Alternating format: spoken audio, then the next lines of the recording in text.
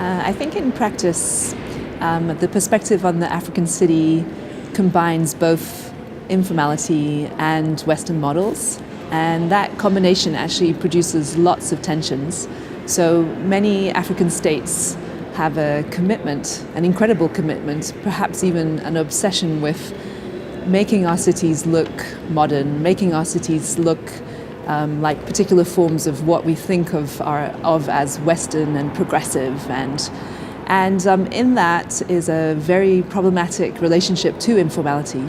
And in the everyday realities of African cities, informalities is where people make their livings, where people sustain themselves, where people consume, and I think African cities are really challenged to rethink what is often a binary, a tension.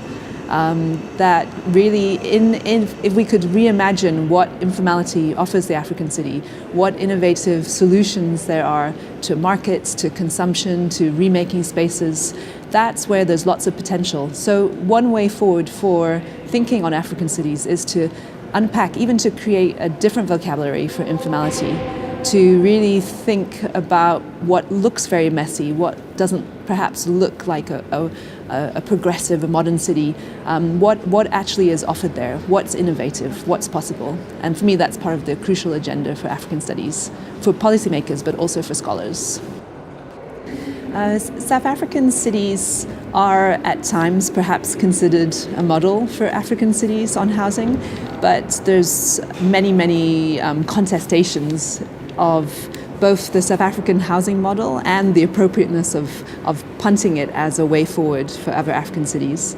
Part of that tension is perhaps a resistance to the dominance of South Africa and its pretensions, its even arrogance on its success around housing.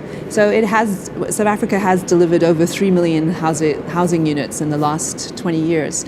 But there are many problematic elements to that model. There's all sorts of tensions around the quality of the housing produced, the location of where housing is produced. It's based on a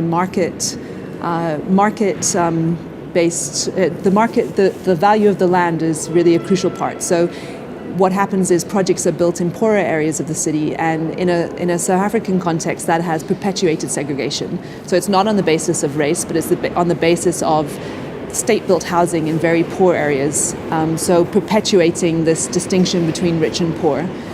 There's all sorts of tensions around the politics of those locations. So poor people are still in very peripheral areas of the city, still spending huge amounts on transport, still distant from jobs, distant from the commercial heartlands of South African cities. So as a model, it borrows itself from Chilean experiments, it borrows itself from other sorts of housing projects elsewhere.